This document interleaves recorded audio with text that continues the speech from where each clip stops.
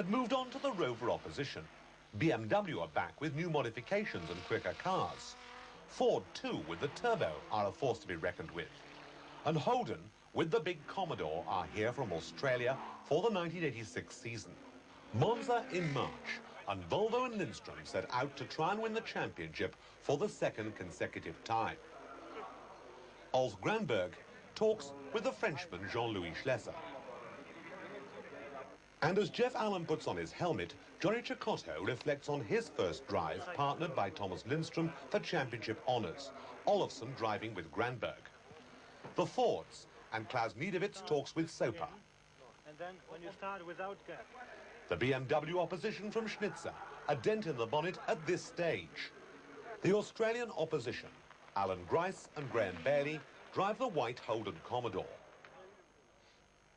while Peter Brock and Alan Moffat drive the blue and white Mobile one. From the start, it's Rover ahead of the two Volvos. Cecotto at the wheel of car number 1. Schlesser pulls out an early lead, followed by Grice.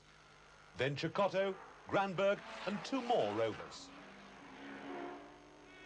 Peter Brock's car is not on the pace.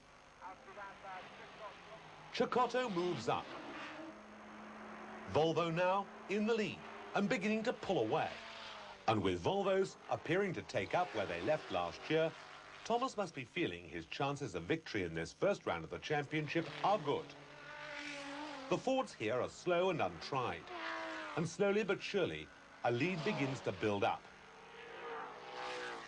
The Rovers sit back and await events, while Ford and BMW fall out over the same piece of road.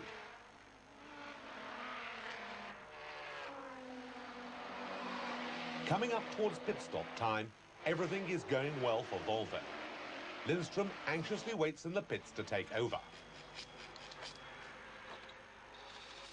The new team get to work, changing wheels and refueling the car. And then disaster. The car won't start. Thomas Lindstrom is left in the pits with a flat battery. Cecotto sympathizes. The battery is changed, but the race is lost. In contrast, the Rover stop is trouble-free. Win Percy takes over, and with spinning wheels, the Coventry car is back on the circuit. Despite the damage, it races on to victory. There's little that Lindstrom can do to improve matters. The delay with the battery, just too much to make up. Walkinshaw and Percy in the lead. Hooson and Allen in second place. And on 5 cylinders, Dieter Questa's BMW succeeds in taking third. The Rover passes the flag. And on to the presentation. I asked Tom Walkinshaw if this was going to be the hardest fight for championship honours yet. Well, I think it must be, because you've got 5 major manufacturers, all with good cars. You know, you've got cars from General Motors and the Holden, Ford Motor Company with the Sierra, the Volvo, and the BMW gets new homologation through in April, and obviously the Austin Rover car that we drive. So I think you've got 5 really good cars from 5 manufacturers, so I think it's going to be a fantastic challenge.